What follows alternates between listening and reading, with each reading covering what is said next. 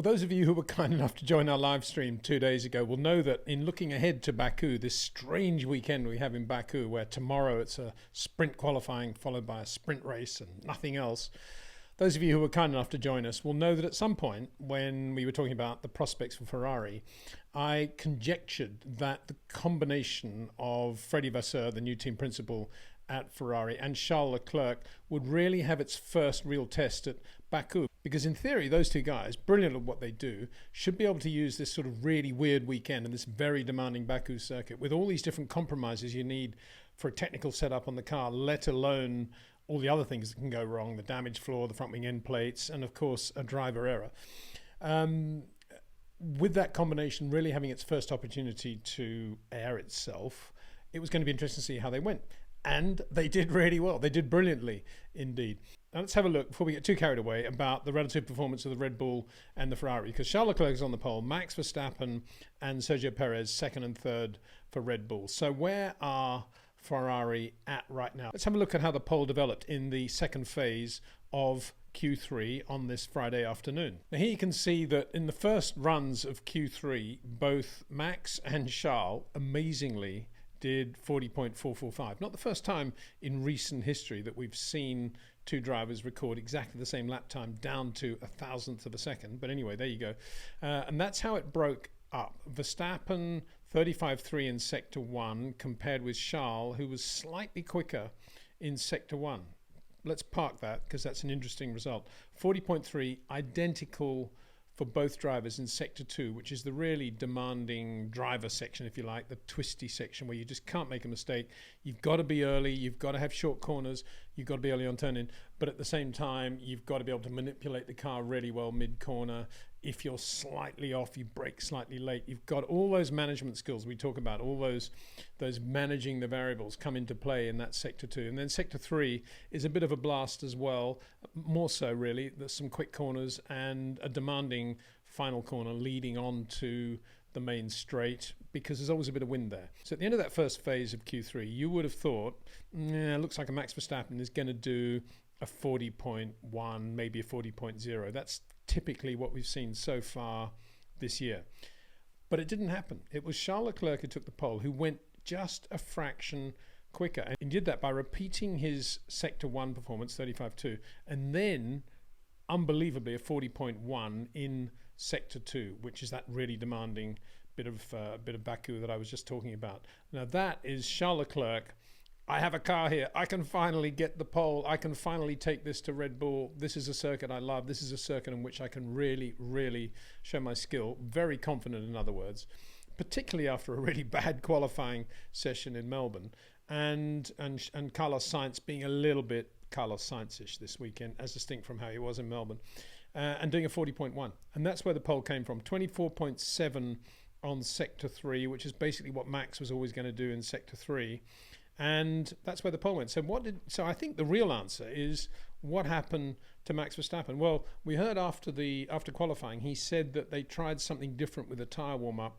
The soft tyre was a difficult tyre to get into the tyre temperature zone. Carlos Sainz particularly commenting about that. And you saw quite a lot of weaving going on. George Russell as well, a lot of weaving on out laps and indeed at the beginning of push laps as well. So it was a relatively hard compound. And I suspect what happened is that Red Bull had a slightly different warm-up protocol and the tyres didn't come in quite as early. And in Sector 2, where he really should have been quicker, is 40.3, 2/10 slower as it turned out than Charles Leclerc. The tyres were right there for Sector 3, 24.6, but by then the damage was done, particularly as Charles Leclerc was finishing with a 24.7. And that's how it was decided. It was a function, if you like, of the limited amount of time that all the teams had today.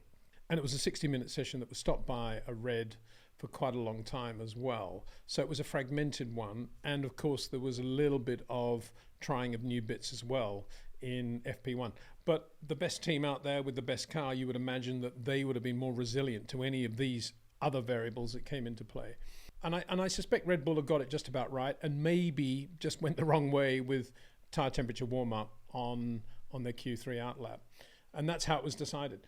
Then let's go back to Ferrari and look at where Ferrari's pace is now coming from. Let's have a look at the top speeds of the two cars, the Red Bull and the Ferrari, in Q3. And it was an interesting one here in Baku because we saw data with DRS open and DRS closed because the speed trap is before the DRS activation area on the finishing straight. But we also got the top speeds with DRS. So we could really do a close comparison of relative performance with DRS and without. Aston Martin's aside because they had massive DRS drama all day. So Max, let's look at DRS open right now. Max Verstappen as of 339, really impressive. And Sergio Perez right there with him 338 with the DRS open. Carlos Sainz 334, Charles Leclerc 333. So a significant difference with open DRS between the Red Bulls and the Ferraris.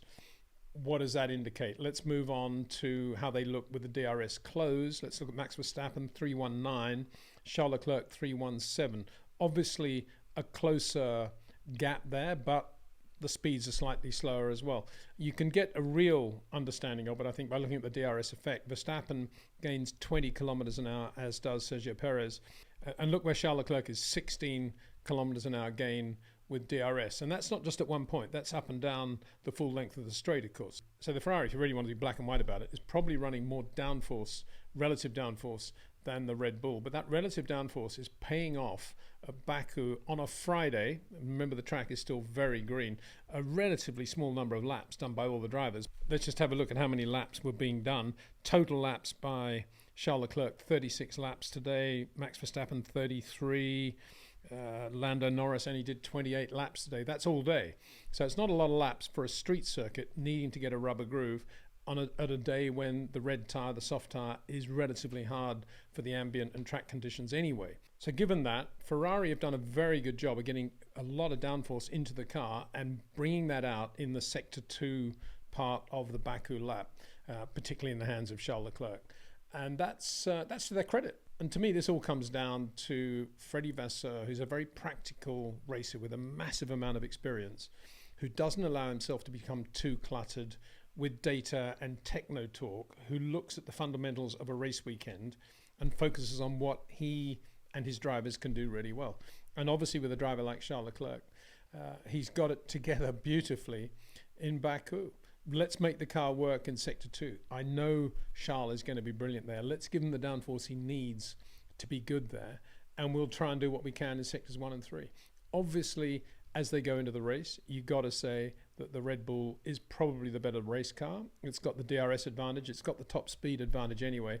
And of course, that leads to an aero efficiency advantage. They definitely have more aero efficiency, if you like, than Ferrari. But really good to see Ferrari coming back and getting a pole from Red Bull. I mean, that's quite something. A and B, being in a position now to do something pretty sensible in terms of a podium finish or perhaps even a win if things go their way on Sunday, which appears a long way away because tomorrow is a sprint day. And this brings me back to other comments I was making in the live stream, this new format, because in the past, the incentive in the sprint race was the finishing order defines the grid for the Grand Prix. And that's a huge incentive, particularly on a circuit like Baku, where being at the front, of course, is a major advantage going into those first few corners. But now that incentive has gone away. There's a qualifying session on Saturday for the sprint race, a complete standalone qualifying session. And if you're Charles Leclerc now and you've got the pole in your Ferrari, the last thing you're going to want to do is damage that car in any way. Don't forget, all the cars are now in Parc Fermé. They're in Parc Fermé at the end, effectively, just before qualifying began. So they can't touch the car. They can't make any changes to it. You're Charles Leclerc. For a long time, Ferrari are looking really good. You got half a chance of winning the Grand Prix on Sunday. And now you've got to go through all the machinations of sprint qualifying and sprint racing. And it's going to be fascinating to see how he approaches that. Obviously, if he gets a good run in qualifying and he can be somewhere near the front row, that'll have to be the way you think, because you can't not think positively. He'll go for it. But if there are any sort of dramas, and it looks like he's starting to, struggle, I don't know what it'll be, some sort of mechanical drama, or some sort of red flag coming out at the wrong moment, because don't forget, tomorrow in sprint qualifying, they only get one set of tyres per session, per interval of the three. And it's a very short qualifying session anyway, just 45 minutes. If there's any sort of issue, what's Charles Leclerc going to do? Because the last thing he wants is to be qualifying, 7th in the middle of all the crud. So that'll be a fascinating thing. I mean, Red Bull looked to be in very, very good shape in terms of a good race car, a good drivable race car. They didn't get the pole, but they didn't do a particularly good job in the last sprint race we were at, which was Brazil. In fact, they did a terrible job in Brazil. They got the ride heights wrong, and by the time they realised it, they were in parc fermé and they could do nothing about it. And here, maybe you could say they didn't get the tyre temperatures right, and that's something perhaps they could have worked on if there'd been a normal FP2 going into qualifying. But they didn't have that. It's not a huge thing. They've still got a great race car and they're still second and third, so not too much to be upset about. The other thing to bear in mind going to the sprint race tomorrow is that Ferrari ran the hard tyre and then the soft in FP1 this morning, the back end of FP1, just getting the car set up on soft tyres for qualifying.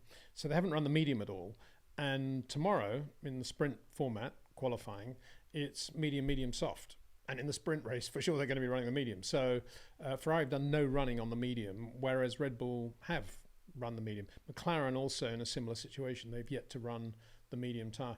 But there's a limit to what you can do in this very condensed format, and that's why we're seeing all these other variables coming into play, unusual variables, you could say. Let's have a look at some of the other results from qualifying. Sergio Perez, P3, looked really good all day. Very, very soft touch. Beautiful through his trademark 90-degree lefts and rights, getting the power down really well. And always there pushing Max Verstappen hard. Not that Max needs to be pushed hard, but whenever Max was looking at the times, it'd always be, wow, there's Sergio going really quickly. And let's have a look at what happened to Sergio Perez. Go back to that pole lap analysis. You can see there that his lap time of 40.495, quickest in Sector 1. But in Sector 2, it looks as if he's overused the tyres a little bit, or was it just that is more than just traction episodes? Sector 2 is about commitment, it's about short corners, it's about mid-corner manipulation, it's about incredibly finessey balance of the dynamic weights going into the corners, into blind corners with walls on the outside. That's not really Sergio Perez's territory. He's much more about Sector 1, getting the power on cleanly and getting that traction absolutely perfect. Carlos Sainz, as I say, had a difficult day, couldn't get the tyres really up to temperature. He needs a lot of grip to be able to do the sort of lap that he can drive, which is slightly leaning on the rear going into those corners. He needs to feel the rear of the car, and at that point he wasn't getting the fronts to work. So if you haven't got the fronts to work, very difficult to feel the rear and do anything with the rear. But he did okay, and Ferrari would be very happy to have 1 and 4 as their grid positions going into the race on Sunday. And Lewis Hamilton, I thought, did an incredibly good job in the Mercedes, in a car that George Russell couldn't get out of Q2. As I say, tyre temperatures were not great. So let's have a look and see where Mercedes were losing time. Not brilliant in a straight line, but they haven't been slow this year. And to hear Lewis talking afterwards about how slow they were in a straight line, I'm not sure what he was expecting. Was he expecting to be right up there with the Red Bulls or what? But I mean, 3:16 compared with Charles Leclerc 3:17, I think that's really what Mercedes should be looking at. And Charles Leclerc going out and doing that lap with the grip level he's got, with the downforce he's got at 317 kilometers an hour with closed DRS, and Lewis 3:16, and with the DRS open, Lewis 3:33, Charles Leclerc, guess what? 3:33. So in terms of top speed, it's a bit of an easy answer for Mercedes to say, oh, we're slow in a straight line. I don't think they are. I don't think they really are. They're nothing like as slow, relatively speaking, in a straight line as they were last year. And this is an indication of lack of downforce for the wing they're running, which comes under the heading of aero efficiency. Now, again, you could say in order to do 316 and 333 with the DRS open, they've got to run very, very little wing, much less wing than Ferrari. But that wasn't the case, of course, around Melbourne.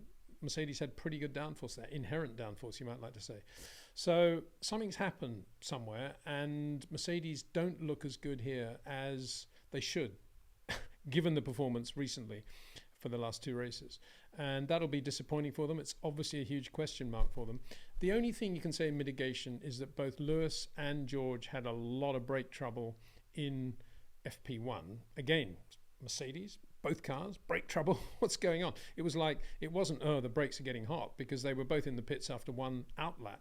And it was more to do with the feel of the pedal, and I guess something to do with the brake-by-wire, but no further detail on that. They did lose a lot of time in FP1. So that's the mitigating circumstance.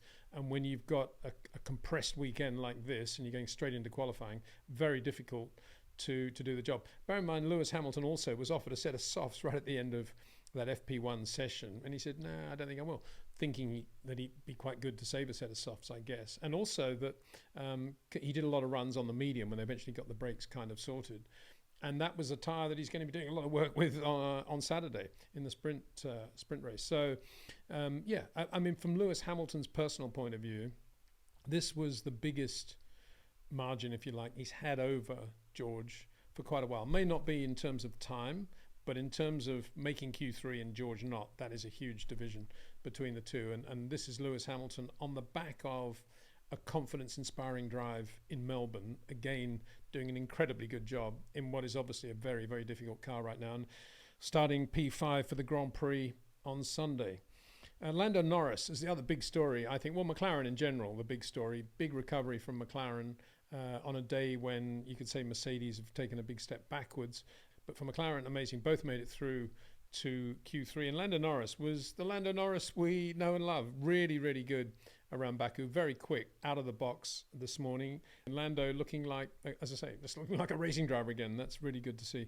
Lance Stroll, like Fernando Alonso, had a lot of issues with the DRS. Maybe it's a weird thing. Maybe that 3-2-1 is the DRS not really working properly and it was sort of semi-open, because it's unusual for Aston Martin to be that quick. So I think we need to have a question mark next to that 3-2-1 of Fernando Alonso, and more likely he's back where he normally is in the sort of 317, 316 area. So not much we can say about Aston Martin in terms of top speed and really where they are. So we'll have to see tomorrow. The only other thing you got to say is, A, I'm not a DRS fan, and B, well, I'm saying that, and B, it's ridiculous that we're still having problems with DRS, that it can affect Formula One teams and the level of technology they have and the simplicity, if you like, of the DRS system. It's just a ridiculous thing for it to be going wrong. It happened last year and now it's hitting both Aston Martins, and it's a shame because, you know, it'd be great to have seen them a little bit higher up the grid and doing well. I'm sure they will recover in the sprint race tomorrow. The sprint has got sort of Fernando Alonso's name written all over it from what, as I was suggesting in the live stream. He's got a lot of cars obviously up against him, but if they get the DRS right, Fernando looks like he's in a position to say, well, I haven't got much to lose, I haven't qualified that well for the Grand Prix, let's really go for it on this sprint day, relative, as I say, to Max and Charles Leclerc, who have quite a lot to lose because they're on the front row of the grid, and the last thing I need is to be wheel bashing with anybody. So that is exactly what I mean when I say the new sprint format is actually changing the emphasis of the way some drivers go into the sprint element of the weekend. The only other thing to say about today is that although it's a 3-week break between Melbourne and Baku, the teams didn't bring a massive number of upgrades because it's that sort of circuit and it's a sprint weekend. The last thing you want to be doing is spending 2/3 of FP1 trying this and trying that and not getting the car set up for qualifying. So there wasn't a lot going on, but there were some significant changes. And to talk us through that, as I mentioned in the live stream, I'm delighted to introduce to you Shubham Sangodkar, Shub for short, who has a bachelor in aerospace engineering, masters in racing car design with specialization in aerodynamics, and as a student placement in 2021-22 worked with Red Bull in their aero department and also in other parts of the team as well. So really good guy. He's got his own YouTube channel and I recommend you check it out and follow him. But after FP1, I recorded this short chat with Shub just to see what he thought about the upgrades on the key players this weekend. So on the Red Bulls, we have they have brought an update, which is an extension of their wide side pod philosophy. So they've got side pods which are more wideish. They have a rectangular inlet on the cooling. The cooling area looks to be approximately the same, but they have wider side pods, and since they've made their side pods wider, they've brought like accompanying floor changes, like some fences changes also, which would be in order to accommodate the slight change in the airflow around the car itself. So Red Bull have got a dedicated package. It's not a cooling package. You will see this probably continuing going into the races forward. So yeah, I mean, in addition to that, they didn't, they have great efficiencies. I don't think they've brought any real rear wing, beam wing packages to this track. I think Baku is a real special track for Charles Leclerc. He just gets, normally half a second, 6/10 on top of Carlos Sainz. So we have to account that factor a bit. But in terms of performance packages, they've literally got like a rear wing, one rear wing update, which is a small change on the flap element. So it's not any performance that they've really added aerodynamically onto the car, which kind of, I think, magically would put them in front. But I think what's really putting them in comparison ahead of Mercedes is that Mercedes, for example, haven't really got a rear wing, a beam wing, or a drag specific update for this race, which is kind of strange. It was also masked by the fact that both Lewis and George had brake issues in FP1, which they were complaining. So I think their focus, um, because the lap time is all in braking here and acceleration, isn't it? So I think their focus was not really their engine, but just getting that issue fixed, and also checking, because if your braking changes, then the cooling requirement changes, and you really need to get that right. As we saw the Alpine just go up in flames. So Alpine is, for example, a good example of having brought a lot of upgrades, but probably did not get their cooling right. And what are all those updates useful for? Pretty much nothing. They've brought a dedicated rear wing package, which looks to be quite effective. Like, it looks really well designed also. And normally sometimes what looks right also performs right. But they've got an offloaded main plane, which looks, you would lose a bit of downforce with that, but Baku kind of accommodates for that. And they've also got this new rear wing flap, which kind of smoothly goes into the rear wing end plate, and the rear wing end plate itself is not much. There's a lot less area on the rear wing end plate, so that would reduce the pressurization that normally is faced by that. So that would significantly reduce drag. And Aston, Alonso, being the old wily fox that he is, just at the end, I don't know if you noticed, at the end of FP1, he got this perfect toe, which gave him an 11 kilometers per hour speed advantage. And you could see with Alonso on the mediums and Stroll on the softs, they pretty much had similar lap times. That was just Alonso being cheeky.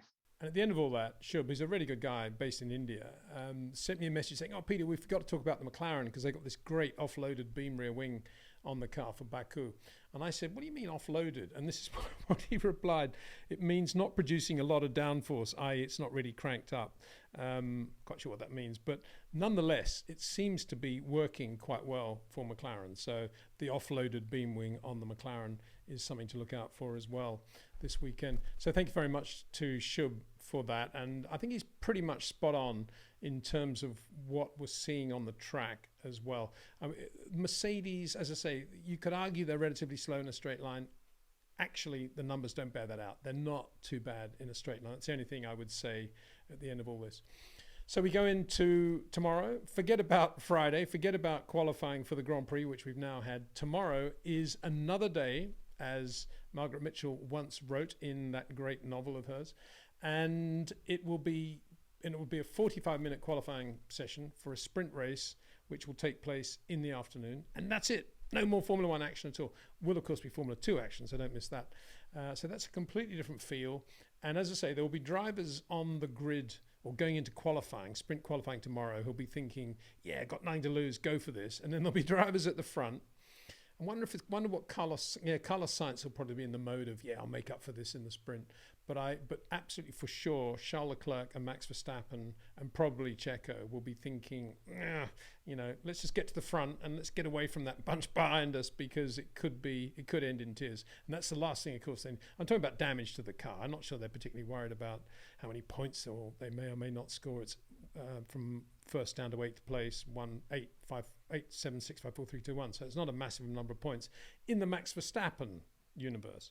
It is actually the Charles Leclerc universe, because he doesn't have too much at the moment. So yeah, if he gets to the front, maybe Max will let him go. Who knows? But Max is a racer, so he may not. We'll see tomorrow. Lots to talk about then as well, but thanks for watching this one.